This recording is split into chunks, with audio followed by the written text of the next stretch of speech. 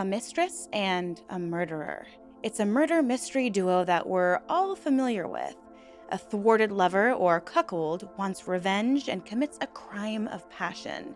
It's something usually only seen in movies. But what if I told you that this was a very real story, and one that occurred in the 50s, a time when infidelity would have been nearly unheard of, not so normalized as it has been today? Well, if you've been tempted by another, let this story be a warning to you. Cheating has its circumstances, and sometimes those circumstances can be deadly. You never want to let the wrong person in your bed, and you never want to wrong your partner. Today, we're going to explore a story where just this happens. It's time to open the door and let the fresh air in.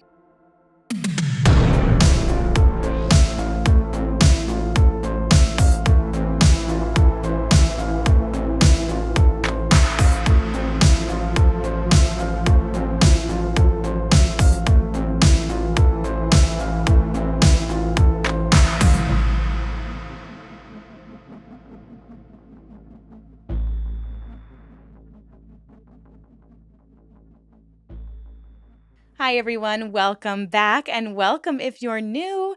My name is Erin, and I am fascinated by all things cults, true crime, and unique spiritual practices. On True Crime Tuesdays, I like to explore a true crime case, and on Spiritual Saturdays, I take a look at a cult or extreme religion that I find interesting. And in November and December, I'll be giving you a bonus third video, so please stick around for that and subscribe if you're interested. I'm so excited for the next couple months, and happy Halloween! I thought I would get a little festive, you know? I love this little hat. I got it in Salem a couple years ago on a fun trip with some besties, and I wear it. Well, I wish I could say all the time, but I wear it during the seasons. I hope you enjoy it. I also like to recommend a book at the beginning of my videos, and today's book is The Unfortunate Side Effects of Heartbreak and Magic. It's the story of a witch who is troubled by a curse she has, some family problems, and an ex-lover who strolls back into town. So, if you like on theme for this time of year books, I highly, highly recommend this one. I've been really enjoying the read so far. Also, guys, if there's a true crime case or cult you would like me to cover, please leave a comment down below and let me know, and I'll take a look. So it's Halloween, and of course, a lot of spooky and tragic things seem to happen around this time of year every single year. And this story is truly, truly fascinating. And it may sound like your usual scorned lover turns murderer story, but it is far from it. We have a cheating scandal, a lesbian lover, and a murder. So it's really hard to believe that this happened in the 1950s when literally all of those things would have been considered unacceptable by society. I mean, I'd hope that some of this is still unacceptable today, but cheating has become so normalized and kind of murder. So I can only hope that this story acts as a cautionary tale before you act on any current temptations you might be facing. Let's set the scene.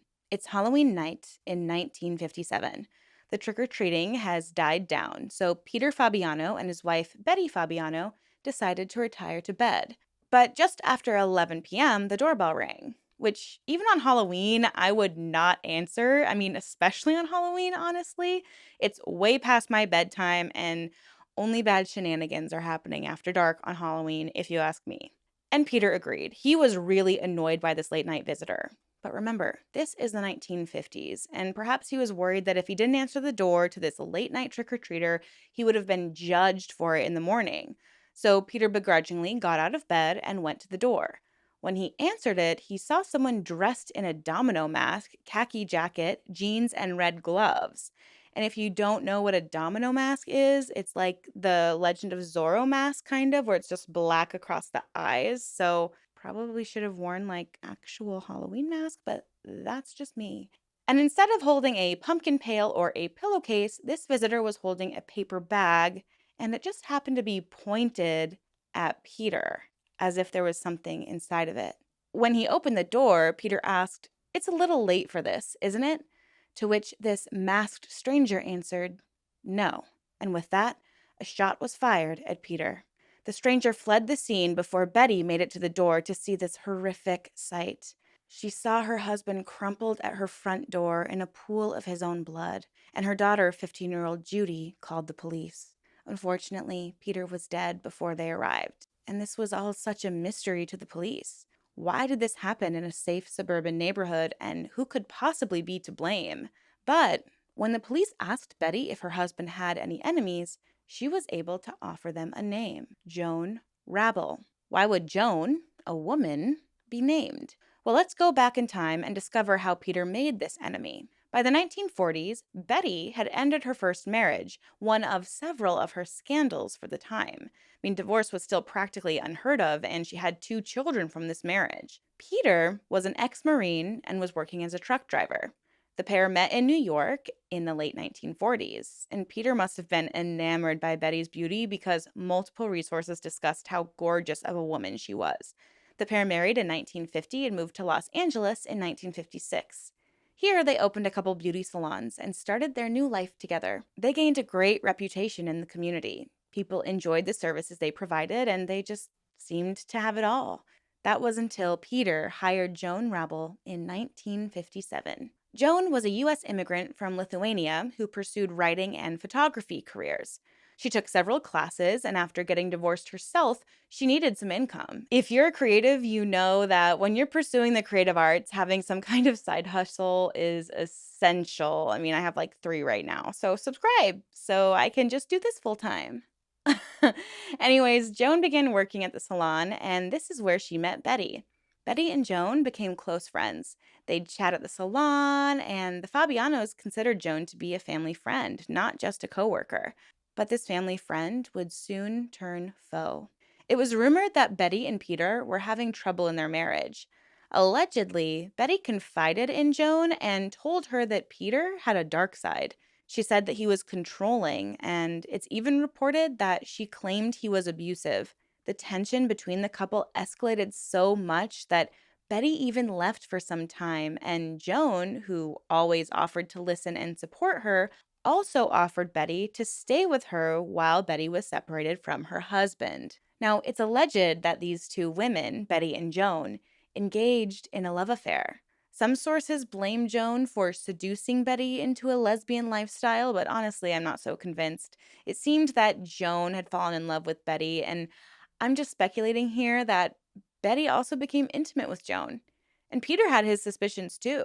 He believed that during the separation, the 2 women were engaging in what was described at the time as abnormal behavior, because it's the 50s.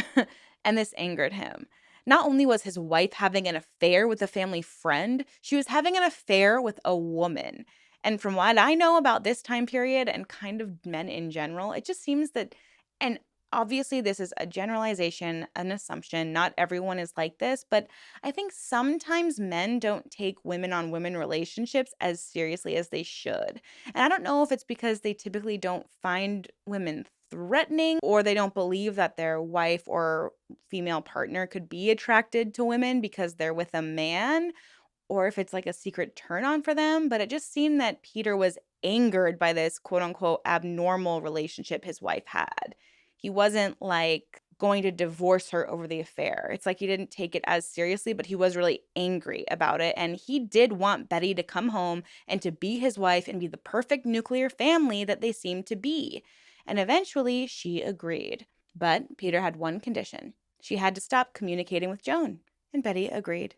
And who knows exactly why? I mean, maybe she was just experimenting with Joan, or maybe nothing intimate happened, or perhaps she wanted the stability of marriage for her children.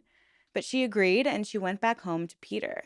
And this allegedly angered Joan. Joan had fallen for Betty and wanted revenge. After what Betty told her about Peter, she was convinced that he was a real threat.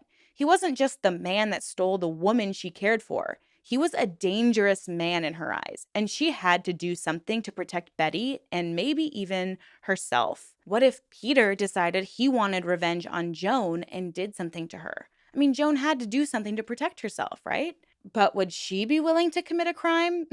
Of course not. She needed to find someone willing to do the dirty work for her, someone naive, innocent, and impressionable. And luckily, she found someone, 43-year-old divorcee Goldine Pizer. Goldine was also a lesbian. It said that she suppressed her desires while she was married to her husband, but they had gotten divorced. She and Joan had known each other for 4 years, and I'm sure Joan had been a helpful confidant in helping Goldine understand herself a little bit better. And Goldine was a supportive friend to Joan while Joan was grieving the loss of her lover, I guess I should say alleged lover, Betty. Joan expressed to Goldine that Peter was an evil man. He was terrible to Betty, and I'm sure she indicated that Betty only left her because Peter was threatening her. Joan told Goldine that he was dangerous, that something needed to be done, and since she couldn't do it herself, she was too obvious of a suspect, perhaps Goldine could just do this little favor for her. And Goldine agreed. She's a self-professed, easily influenced woman, so she decided to buy a 38mm Smith & Wesson gun, pretending it was for her own protection. The plan was officially set in motion. Joan decided Halloween was the best night for the task. She borrowed a car from a friend. She's got a lot of friends willing to do stuff for her. And she drove Goldine to Peter and Betty's residence. The two waited in the car until they felt the time was right. And when it was, Joan ushered a superhero mask-clad Goldine out of the car. She approached the home and did her deed and fled the scene. She jumped into the car and Joan sped off to drive Goldine home. And I'm sure, to Goldine's dismay, she said, "Forget you ever knew me," before thanking her and leaving her with a final kiss. Now, I'm sure Joan thought she had hatched the perfect plan. There were no ring cameras or street cameras to catch her in the act at the time. It was late and there were no witnesses. There would be no leads. But Joan had forgotten one crucial element when you're committing a crime, and that was disposal of the murder weapon. Goldine didn't know what to do with the gun, but she knew she had to get it out of her home, so she decided to bring it to a storage locker in downtown Los Angeles. But that would end up being a mistake. Police, after exhausting their only lead, Joan Rabel, felt like they were coming up empty until an anonymous tip came in. And honestly, I think this anonymous tip was Joan. She needed to get them off of her. You know what I mean? They were already questioning her. And unless there's some conspiracy theory that Betty was somehow linked to this murder, which, maybe. She was never considered a real suspect, so I think it's totally possible, but that's complete speculation because on one hand, I feel like Joan would have been the anonymous tip but it'd also be like a really terrible thing to do to Goldine. But I could also see Betty and Joan conspiring against Peter to help Betty get out of the marriage. Maybe when Joan and Betty were spending that time together at Joan's place, they were hatching this plan because she wanted to pursue a relationship with Joan. Then Betty went back to Peter to kind of like throw him off the scent so they could make this plan happen. So Betty could get out of the marriage and they would probably cash out on whatever money she would get and live their life. But man, it just feels so unfair to Goldine. She deserved what she got. She's a murderer. But it just seems like she was incredibly impressionable and maybe truly believed that she was doing the right thing. Maybe she thought she was protecting her friend. And I'm not really sure, but please let me know what you think down below in the comments. That's part of why this case is so fascinating to me because there's so many twists and turns it could take, and there's so much we don't know. But anyways, police found the gun, and it was linked to Goldine, who literally just started spilling the tea because she was happy to, quote, get it off her mind, unquote. She implicated Joan, and both the women were arrested and pled not guilty. Both the women, this is crazy, they both underwent psychiatric evaluations, and it was actually determined that they might have been unfit to stand trial because guess why? And I'll give you a hint. It's the 1950s in America, and they call homosexual behavior abnormal. So if you guessed that they were almost deemed unfit was because they were lesbians, you would be correct. It's absolutely wild that that could be an actual reasoning for them to be unfit to stand trial. It's absolutely crazy to me. And these women eventually changed their plea, and Goldine actually did claim insanity because she stated that she's just easily influenced. Yeah, totally. If Joan hadn't asked her to kill someone, she wouldn't have killed that person. It's not her fault. Okay, Goldine, sweetie, no is a full sentence. And luckily, both these ladies did get a full sentence. They were both sentenced to 5 years to life in prison after being found guilty of second-degree murder. But surprisingly, they both ended up being released from prison. Goldine stayed in LA but died in 1998 when she was 83 years old. And as for Joan, we really don't know anything else about her or her release or what happened to her. She just kind of disappeared. And what about Betty? I mean, I truly don't know how someone would recover after seeing their husband in a pool of their own blood in the immediate aftermath of a cold hearted murder. And the fact that her daughter was there to witness it all just makes this extra tragic. And it is said, though, that she did eventually remarry and was able to move on from this tragic moment in her life. This story is so intriguing because honestly, there's just not much known about it. There's lots of rumors online and tons of speculation, and I can't help but speculate a little bit myself because I'm really curious about the media coverage at the time. I mean, it's difficult to find a lot of information about this case, and a lot of it's kind of just different. You kind of have to peel back the layers to see what actually happened. And I'm wondering that if, since it was considered inappropriate at this time to be homosexual, if maybe that's why it wasn't discussed in the media, so people didn't cover it and they didn't go into details about it because, oh my gosh, it was like a lesbian affair. I mean, because if it happened now, it would be super sensationalized and ultra polarizing. But all we're left to do now is speculate. So, what do you guys think happened? I'd love to hear your ideas in the comments down below.